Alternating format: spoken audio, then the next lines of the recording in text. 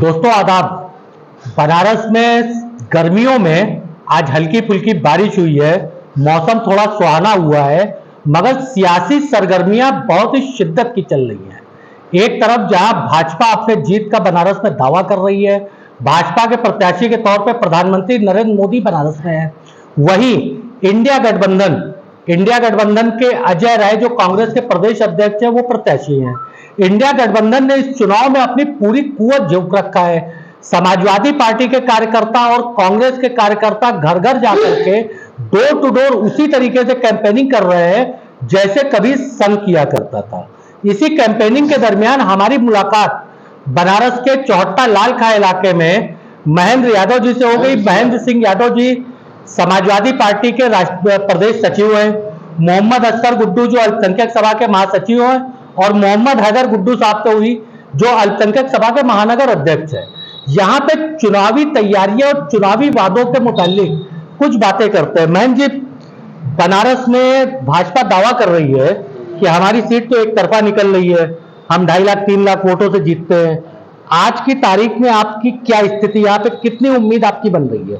वो तो उनको 4 जून को पता चलेगा कि वो 2.5 लाख से जीत रहे हैं कि 2.5 लाख से हार रहे हैं।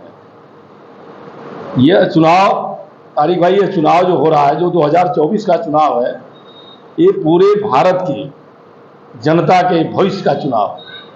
यह चुनाव संविधान बचाने का चुनाव है, यह चुनाव बेरोजगारी हटाने का है, यह चुनाव महंगाई को खत्म करने का है, यह चुनाव जो आरक्षण को बचाने का चुनाव है, यह चुनाव लोकतंत्र को बचाने का चुनाव है, और यह चुनाव हमारे आने वाली पीढ़ियों के भविष्य का चुनाव। देखिए, यहाँ पे जो कोर वोटर्स माने जाते हैं बीजेपी के, ब्राह्मण समुदाय हो गया, क्षत्रिय समुदाय हो गया, भूमियार समुदाय हो गया, इस सारे कोर वोटर्स में से कितनी सेंध आपका गठबंधन लगा पा रहा है अभी? हम उनके वोटों में सर्वाधिक सेंध लगा चुके हैं। वह चाहे किसी जाति का हो मतदाता, चाहे किसी धर्म का हो, किसी संप्रदाय का हो। ऐसा नहीं कि महंगाई केवल जो है अल्पसंख्यक समाज के ऊपर है, यादव समाज के ऊपर है या अन्य लोगों के ऊपर है। महंगाई से भूमियार भी त्रस्त है, महंगाई से ब्राह्मण भी त्रस्त है, महंगाई से राजपूत भी त्रस्त है, महंगाई से हर सर्व समाज के लोग त्रस्त है, बेरोजगारी से सर्व समाज के लोग त्रस्त है। आप अपने लड़के को पढ़ा रहे हैं, लिखा रहे हैं, क्यों पढ़ा रहे हैं? इतनी महंगी शिक्षा कर दिया इन्होंने, फीसें किताब का भी महंगाई बढ़ गई, तो वो भविष्य कहाँ जाएगा? लड़का कहाँ नौकरी पाएगा? सबसे सर्वाधिक नौकरियां भारत सरकार की रेलवे, बैंक और सेना मिलती थी। इन्होंने सेना को अग्निवीर बना दिया 4 साल का। कहीं 4 साल की नौकरी होती है? 5 साल के लिए हम चुनाव लड़ते हैं, हम पेंशन पाते, एक बार MP MLA हो गए तो। सेना का जवान अगर किसी सरहद पर शहीद हो जाएगा तो ये अग्निवीर को न कोई शहीद का दर्जा है, न इसको पेंशन है, न कोई भारत सरकार की स्कीम है जो पहले हुआ करती थी। प्रधानमंत्री जी अपने भाषण में ये चीज कहते आ रहे हैं कि अगर इंडिया गठबंधन सत्ता में आ गई तो आपकी एक भैंस ले लेगी। अभी कल उन्होंने कहा कि आपका भैंस को हमने भेज दिया दिल्ली, उनकी भैंस को हमने दिल्ली भेज दिया, उनकी भैंस कोई नहीं लेगा। अच्छा, ये प्रधानमंत्री की? हाँ, मैं भैंस को दिल्ली भेज दिया, उनकी भैंस कोई नहीं लेगा। वो इससे चिंतित ना हो, तन को चिंतित ना हो। यहाँ पे सौंदर्यीकरण के नाम पे काफी तोड़फोड़ हुई, जैसे रामनगर में तोड़फोड़ हुई, आपकी लोता वगैरह इलाकों में तोड़फोड़ हुई। यहाँ पे जो नाराजगी है उस तोड़फोड़ से वोटर्स की, क्या उस नाराजगी तक आप लोग पहुंच पाए हैं? पहुंच गए हैं। इन्होंने जैसा इन्होंने धर्म के नाम पर बात करते हैं मोदी जी या भारतीय जनता पार्टी के लोग, जितना औरंगजेब ने मंदिर नहीं तोड़वाया था उससे ज्यादा मंदिर मोदी जी ने बनारस में तोड़वा दिया। उसके आप लोग गवाह हैं। हमारी जो विरासत थी बनारस की, उसको उन्होंने ध्वस्त कर दिया। जो विश्वनाथ जी के प्रति लोगों की आस्था थी, भक्ति थी, वहां पिकनिक स्पॉट बना दिया, वहां गेस्ट हाउस हो गया, आप जाइए, क्या रहा? इन्होंने धर्म के नाम पर धर्म के साथ खिलवाड़ किया। और अब तो उनका एक सभी पात्रा है उड़ीसा का, उसने कहा कि भगवान जगन्नाथ जो है मोदी के भक्त थे। अब इससे बड़ा अपमानजनक हिंदू समाज के लिए क्या हो सकता है? ना बता दीजिए आप लोग। संबित पात्रा ने तो कहा कि मेरी जबान फिसल गई। हम किसी को गाली देके फिर बाद में हम पक्का देंगे, हम माफी मांगते, कुछ माफ करने के तो क्या है? यही शब्द आप बोल देते, वो बोल देते, कितना बवाल होता है। या कोई इंडिया गठबंधन का आदमी ये बात कर देता तो देखते ये गोदी मीडिया की हालत। अच्छा, एक सवाल था। कल फाइनेंशियल टाइम्स ने परसों एक रिपोर्ट प्रकाशित किया जिसने अडानी का मुद्दा उठाते हुए कहा कि अडानी ने जो है बहुत ही रद्दी क्वालिटी का कोयला हाई लेवल पे सप्लाई किया। जी। इस मुद्दे पे विपक्ष को जितना हमलावर होना चाहिए उतना हमलावर विपक्ष नहीं दिख रहा है, ऐसा क्या नहीं, ये आपको देखने दिखाई दे रहा है, हमलावर विपक्ष है। इंडिया गठबंधन के जो नेता हैं, चाहे वो राहुल गांधी हैं और चाहे प्रियंका हैं, चाहे अखिलेश यादव हैं, या जो भी, चाहे केजरीवाल हैं, जो भी नेता इंडिया गठबंधन के हैं, खासतौर से राहुल गांधी ने इस मामले को बड़े व्यापक पैमाने पर उठाया और कहा है कि जहां इंडिया गठबंधन सरकार बनेगी हम इसकी जांच कराएंगे और दोषियों को बख्शेंगे नहीं।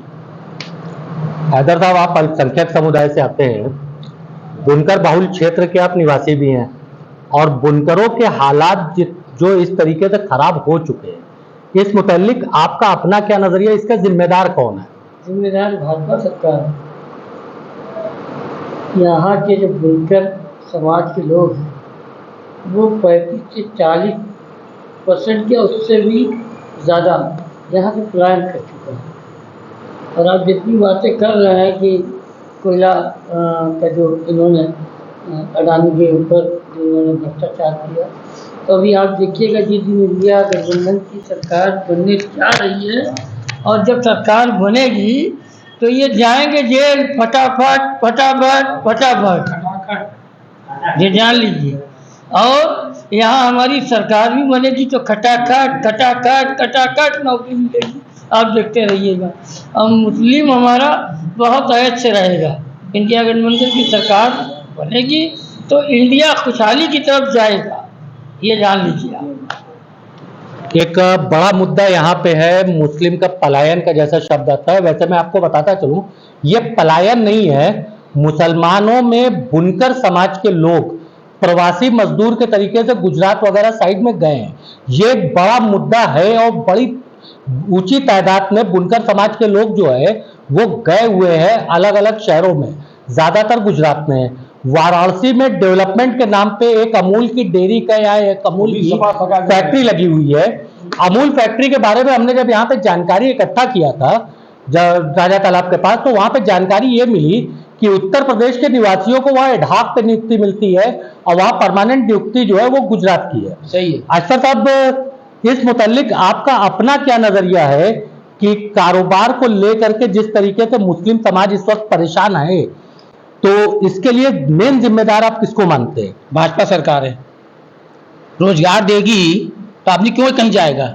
जब हमारा मजदूरी नहीं मिलेगी, हमको कमाई का खर्चा ज़्यादा है और हमको जब कहीं से नहीं मिलेगा तो जाहिर है कि भाई हम गुजरात जाएंगे, सूरत जाएंगे, कहीं और राज्य में जाएंगे काम करने के लिए जहाँ पैसा मिले। भाई परिवार चलाना ना है। ऐसा तो नहीं है कि हम बड़े मंत्री बने खाली पैसा आ रहा है या पेंशन मिल रही है, ऐसा भी नहीं। आपने पेंशन ही बंद कर दिया। आपने जो काम कर रहा था या रिटायर हो गया काम का, आपकी पेंशन बन गया तो किसके भरोसे रहेगा? वो भीख मांगे, फिर वो भीख तो मांगेगा भी नहीं मिलने का ना, या कहीं जाके किसी मंदिर में जाके बैठे। यही तो कर सकते हैं, और क्या कर सकते हैं? परेशान तो हर आदमी है। देखिए, इन्होंने जो वादा किया था 2014 में 2 करोड़ 15 लाख, ये फ्लॉप निकला, जुमला निकला।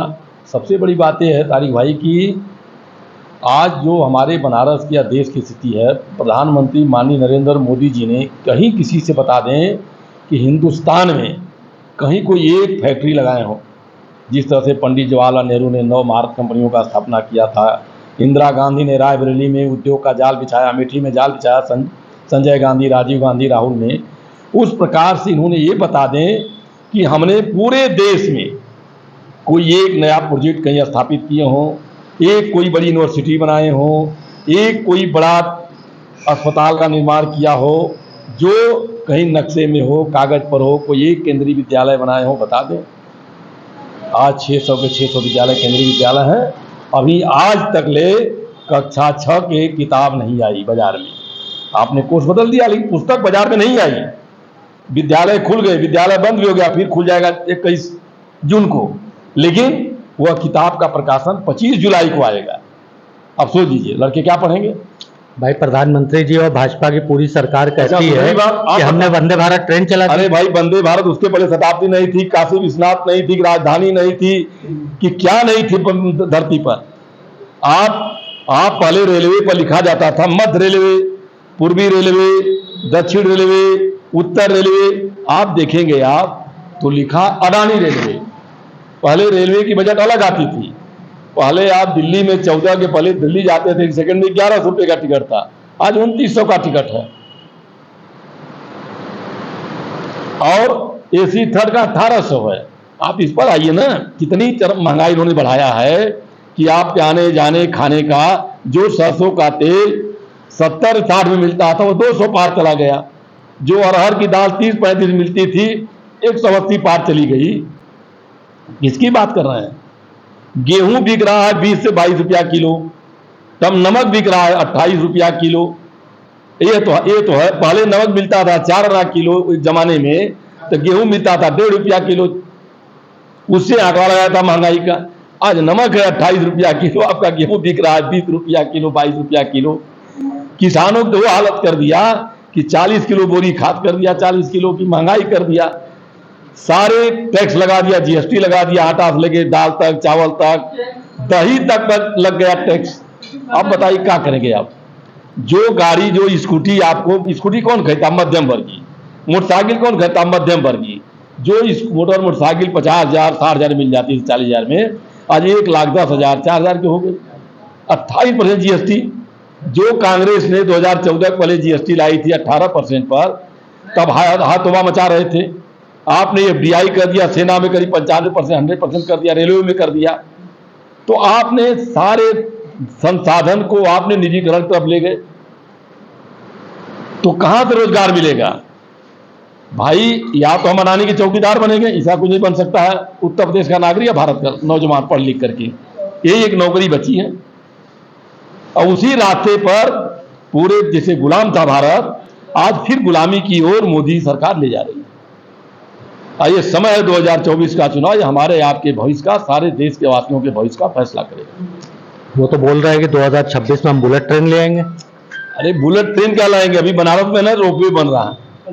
ये रोपवे बनारस के लिए है। रोपवे एक पहाड़ से दूसरे पहाड़ पर जाने के रोपवे बनता है।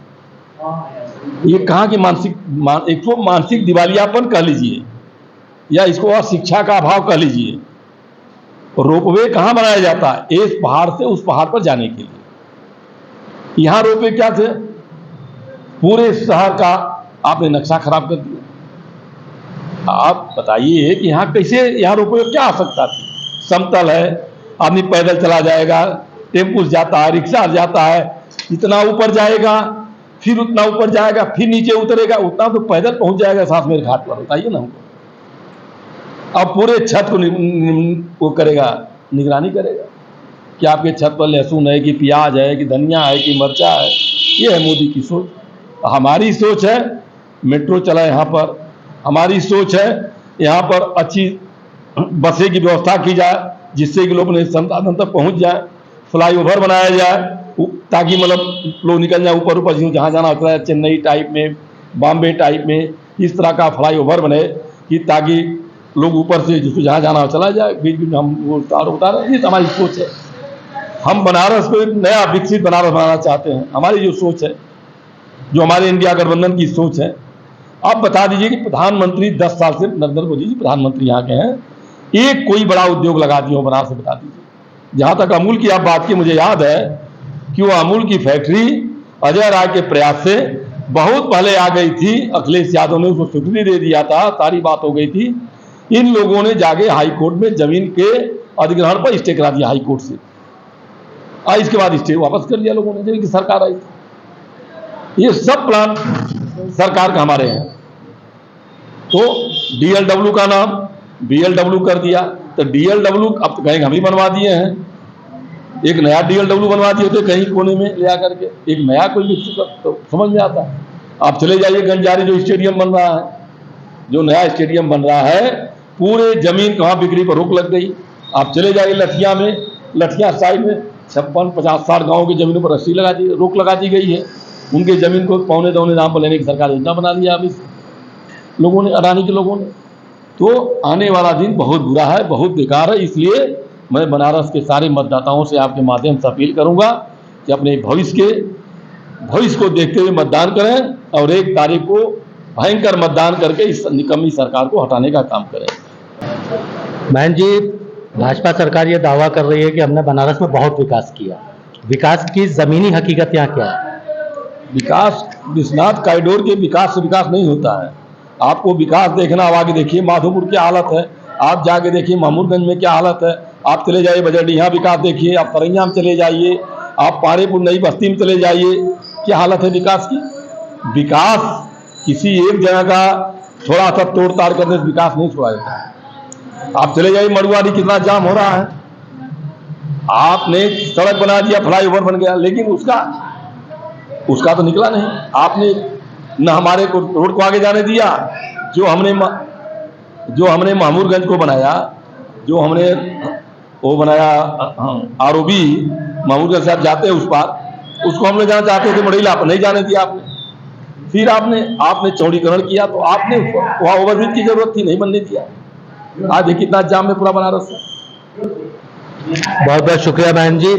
ये थे महेंद्र सिंह यादव, जो समाजवादी पार्टी के प्रदेश सचिव है। हमारे साथ मोहम्मद अख्तर गुड्डू थे और गुड्डू हैदर साहब थे। इसी तरीके खबरों के लिए आप जुड़े रहे हमारे साथ। मैं तारिक आजमी, अल्लाह हाफिज।